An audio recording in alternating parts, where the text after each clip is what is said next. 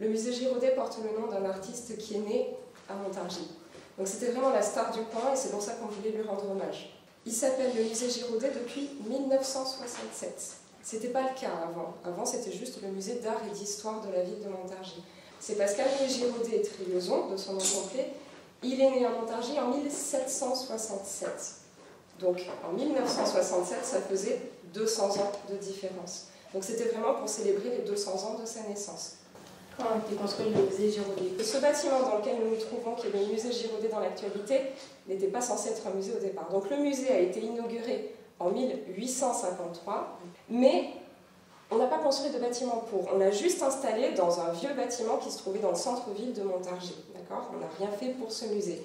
Et c'est juste après, on a décidé de construire ce grand bâtiment entre les années 1859 et 1864. Mais au départ, c'était pour accueillir une école et une bibliothèque. Et comme il y avait beaucoup de place, on s'est dit, on va rajouter le musée qui est dans le centre-ville. Au début, quand on a inauguré ce musée dans les années 1850, on collectionnait de tout et de n'importe quoi. On a un crâne de tigre à l'étage que je pourrais vous montrer si ça vous intéresse. On a des momies égyptiennes, on a une collection d'art africain, on a même une veste qui aurait appartenu à Molière. Chose assez rapidement, le musée Giraudet s'est concentré sur ce qu'on appelle les beaux-arts. Ça peut être des sculptures, comme celle qui se trouve derrière vous. Ça peut être des tableaux, donc des peintures, comme celle qu'on trouve ici. Et ça peut même être ce qu'on appelle des documents d'art graphique. Ici, ce sont des plans qui ont été faits dans les années 1860 pour savoir à quoi allait ressembler le musée et ses plafonds peints, on verra à l'étage. Donc c'est des œuvres faites sur du papier, donc on appelle ça des arts graphiques. On peut aussi trouver ce qu'on appelle des arts décoratifs, donc des assiettes, des vases, des meubles, tout ce qui servait à décorer les maisons avant. Pourquoi le lieu organiser une exposition sur le Giraudet? C'est qu'on voulait parler du salon de 1819 et nous sommes en 2019. Donc c'était pour célébrer le bicentenaire, les 200 ans de ce salon qui est hyper important en histoire de l'art. La deuxième raison, c'est parce que pourquoi le salon de 1819 et pas celui de 17 ou de 24?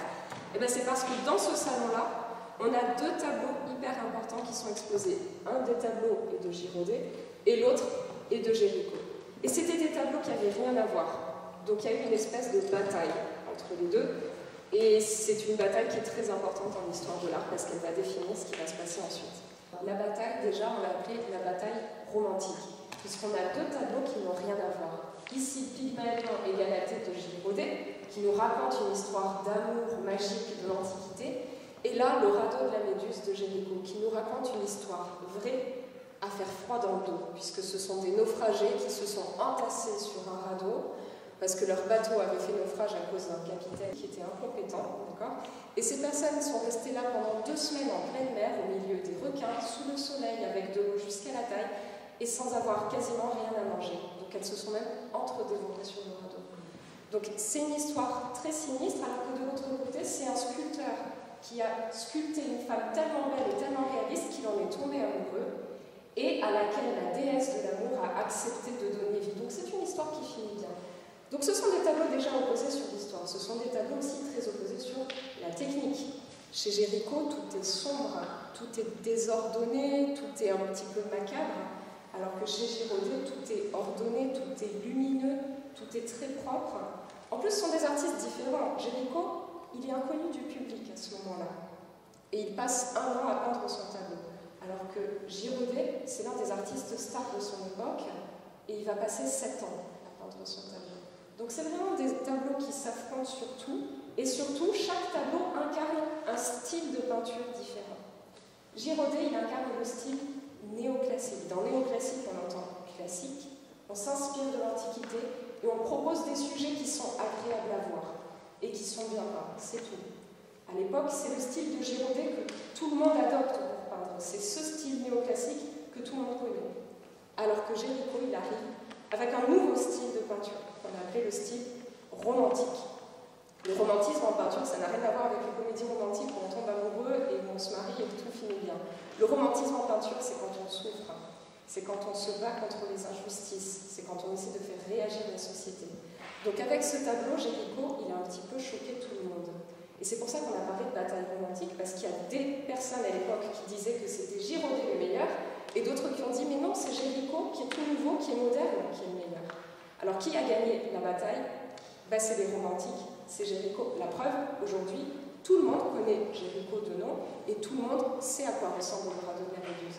Alors que Girodet et les Pygmalions et Galatée, ils ont été un petit peu oubliés. Mais à l'époque, c'est vraiment Girodet qui avait gagné au salon. Est-ce qu'il y avait une vraie rivalité entre Jéricho et Girodet? La bataille romantique dont on a parlé juste avant, elle était dans l'esprit des critiques et des visiteurs de l'époque. C'est des visiteurs qui ont dit « je préfère celui-là », « non, je préfère celui-là », et ils se sont chamaillés en disant que tel artiste était meilleur que l'autre. Alors que Girodet et Jéricho, ils n'avaient rien l'un contre l'autre. La preuve, c'est qu'ils se connaissaient et qu'ils s'admiraient mutuellement. La preuve, elle est juste ici. Ça, c'est un tableau qui a été fait par Girodet et qui représente l'assistant de Jéricho, qui s'appelait Mustapha. L'autre preuve, c'est que Jéricho a trouvé ce portrait de Mustapha tellement bien fait qu'il a décidé de le copier. Donc tu vois, ça c'est la version de Jéricho. Tu vois, il n'est pas tout à fait pareil.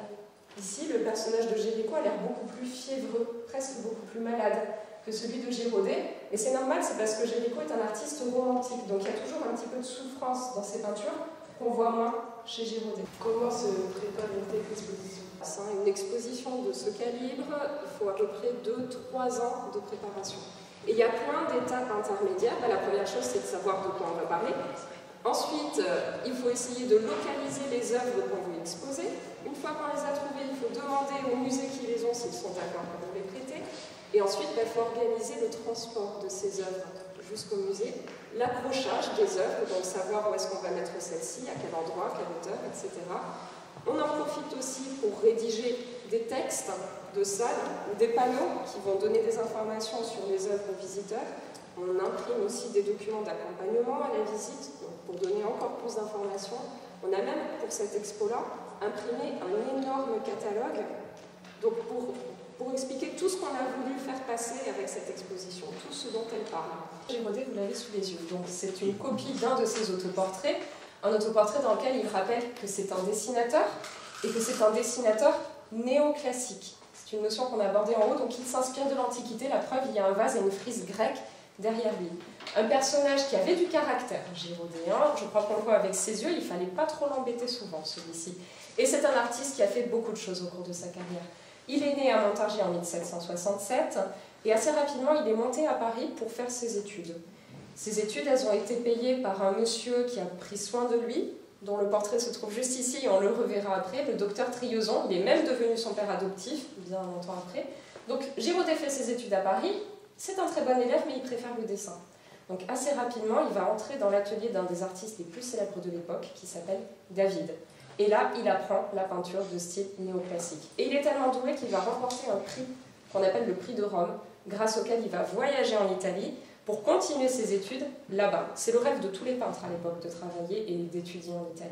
Donc il étudie en Italie, il va faire ses premiers chefs-d'œuvre, il devient un artiste célèbre, il rentre en France, et là il va faire tout un tas de tableaux différents, de grands tableaux d'histoire, comme Pygmalion et Galatée qu'on a vu en haut. Il va aussi faire beaucoup de portraits, des portraits de sa famille, des portraits des grandes personnalités comme Napoléon Ier, qu'on pourra peut-être voir à côté, des portraits de plein de clients différents. Et ce qu'il aimait aussi beaucoup, Girodet, c'était illustrer des poèmes. Illustrer des poèmes, illustrer des textes de l'Antiquité ou même des textes de son actualité à lui, comme Chateaubriand, par exemple. Donc voilà, il va faire beaucoup d'illustrations différentes. Il est mort à l'âge de 57 ans, voilà, parce que c'est un personnage qui avait la santé fragile, donc il a été malade très souvent au cours de sa vie. Et voilà, il est décédé assez jeune, mine de rien. Il ne s'est jamais marié, même s'il a eu beaucoup d'histoires amoureuses. Il n'a pas eu d'enfants non plus, donc ce sont ses amis et ses cousins qui ont récupéré beaucoup de ses œuvres, beaucoup de ses objets personnels aussi, comme la palette qu'on a vue en haut, et qui les ont donnés au musée. En fait, ce sont de grands collages monumentaux. En l'occurrence, c'est juste qu'on a collé du papier sur les murs en centre-ville. Et c'est bien le musée qui a demandé ça, c'est-à-dire qu'on a engagé un artiste contemporain, il s'appelle Julien de Casabianca, qui est habitué à faire des collages un petit peu, c'est du street art en fait, dans toutes les villes de France et puis même du monde entier. Donc on lui a demandé de venir au musée faire la même chose pour nous. Donc il est venu, il a choisi les œuvres qu'il préférait, il les a imprimées en très très grand format, pour faire des collages monumentaux, et ensuite il les a collés à la main avec son équipe à différents endroits de la ville. Donc celui-ci, c'est un exemple, il a été reproduit à la Chaussée, c'est l'un de ceux qui tient le mieux encore pour le moment, parce que le petit secret sur ces collages monumentaux de Casabianca, c'est qu'ils sont éphémères. ils ne sont pas faits pour durer. C'est la raison pour laquelle vous avez probablement vu qu'il y en a certains qui commencent à se délabrer, mais c'est prévu. C'est la vie de l'œuvre selon Casabianca. Voilà le tableau le plus célèbre de Girodet, la leçon de géographie. Et voici un enregistrement à travers lequel le docteur Triozon va se présenter. Je suis le docteur Triozon. Girodet a fait plusieurs portraits de moi. Dans cette salle, vous me trouverez dans 2 tableaux différents. Un où je suis tout seul, l'autre où je suis en compagnie de mon fils unique, Benoît Agnès. Vous l'avez déjà rencontré, mais il était jeune alors, avec ses cheveux longs. Dans ce portrait où je suis avec lui, il a grandi. Il a 13 ans. Dans ce portrait de famille, nous nous trouvons dans mon bureau.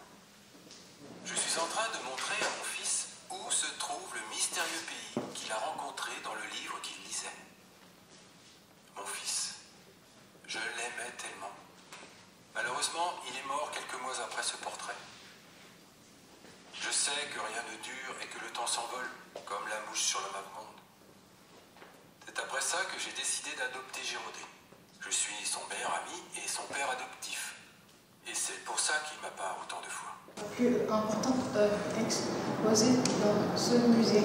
Il y a plusieurs œuvres très importantes dans ce musée, mais nous sommes juste devant l'une des plus importantes. C'est une œuvre qui date du XVIIe siècle, donc ça fait déjà un bout de temps qu'elle existe, et c'est une œuvre espagnole. C'est une œuvre qui a été faite par l'artiste Francisco de Zurbarán. C'est très rare d'avoir une œuvre de cet artiste dans les collections françaises. En plus, c'est un très grand format, et c'est une œuvre qui a été pillée par Napoléon Ier et ses armées pendant la conquête d'Espagne pour être ramenée en France. Et depuis, elle est restée là. C'est une des premières œuvres à être entrée dans le musée quand il a été inauguré en 1853. C'est un tableau religieux qui représente Saint Jérôme dans le désert, qui est en train de réfléchir un petit peu sur la religion. C'est pour ça qu'il tient une croix avec le Christ dans sa main. Et là, il y a un drôle d'animal. Est-ce que vous arrivez à voir ce que c'est? C'est un lion. Et c'est un lion un peu bizarre. Parce que forcément, au XVIIe siècle, il n'y a pas de lion en Espagne. Et à l'époque, c'était un peu compliqué de voyager jusqu'en Afrique pour en dessiner. Donc Zurbarán, il a fait un peu un lion comme il pensait que ça existait. Donc il lui a fait une tête étrangement humaine, avec un drôle de sourire, et il a un petit peu les oreilles de Shrek. Vous voyez ce lion? Donc un petit peu particulier. Elle a été recouverte d'un voile blanc, parce que le vernis, au contact de l'eau, il s'est oxydé.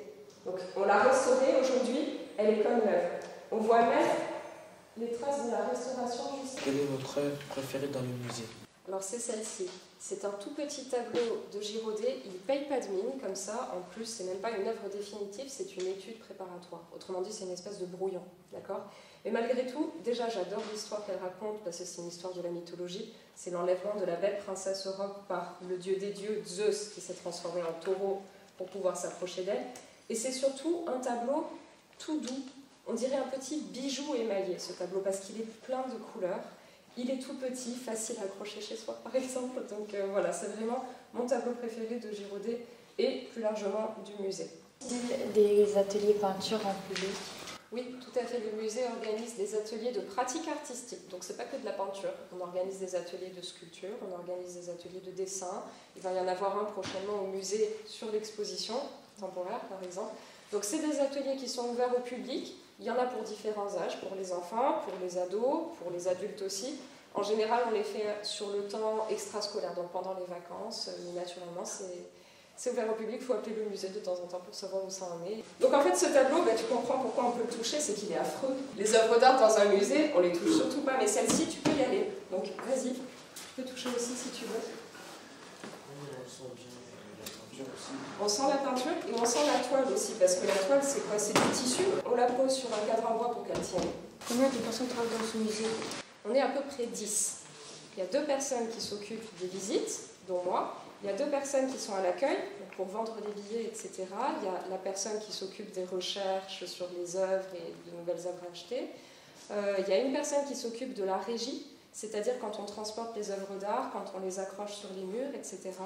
Il y a une personne qui s'occupe un peu de tout ce qui est technique. Il y a des personnes en surveillance. Et enfin, il y a une conservatrice, c'est la chef du musée. C'est un peu le chef d'orchestre qui nous dit quoi faire et qui fait en sorte que tout se passe bien dans le musée. Comment faites-vous pour vous procurer de nouvelles œuvres à exposer dans le musée? Alors, on a une personne au musée qui est chargée de ce qu'on appelle la diffusion des collections. Donc c'est elle qui est à l'affût des nouvelles occasions, des nouvelles œuvres qui pourraient être intéressantes pour le musée. Donc elle parcourt les salles de vente, elle parcourt les galeries, elle parcourt de la documentation. Il existe des revues dans le monde de l'art pour nous renseigner sur ce qui est mis en vente à tel ou tel moment. Donc là, je vous ai amené un exemplaire de la Gazette Drouot qui annonce toutes les ventes qui vont avoir lieu avec le prix des œuvres, par exemple. Donc nous, on repère les œuvres qui nous intéressent, et si on considère qu'elles sont bien pour le musée, eh ben, on va les chercher et on essaie de les avoir avec l'argent qu'on a. Alors, on n'en a pas beaucoup, mais heureusement, il y a des personnes généreuses autour du musée, on les appelle des mécènes, donc ils nous donnent de l'argent pour nous aider à acquérir. Le portrait de l'homme barbu dans le coin, c'est la dernière acquisition du musée. Il a été acquis en 2018, et là je peux vous donner le prix, si vous voulez, il a coûté 200 000 €. C'est à peu près le prix d'une maison. Voilà. Donc Girodet est un artiste coté sur le marché. Combien d'œuvres le musée possède-t-il? Le musée possède à peu près 3000 pièces. Ça va des petites médailles aux très grands tableaux qui peuvent faire la taille de ce mur derrière moi. D'accord? Donc on a une collection relativement importante quand même. Vous mettez une œuvre dans le musée? Alors pas depuis que je suis là, pas depuis que le musée a réouvert. Mais c'est arrivé dans les années 70, à une époque où la sécurité des œuvres n'était pas celle qui est aujourd'hui. Elle n'était pas aussi efficace. Donc c'est arrivé, mais c'était une œuvre de tout petit format qui n'avait pas énormément d'intérêt. Quels sont les horaires d'ouverture du musée? Alors le musée est ouvert de mercredi au dimanche, de 14h à 18h. Est-ce que vous avez beaucoup de visiteurs dans cette exposition? Alors à ce jour, on a à peu près 2000 visiteurs qui sont venus depuis le 12 octobre. Donc on est à peu près à la moitié de l'exposition, donc c'est pas mal. On espère qu'il y en aura encore plus d'ici la fin de l'exposition. Un grand merci pour toutes vos réponses. De rien, avec plaisir.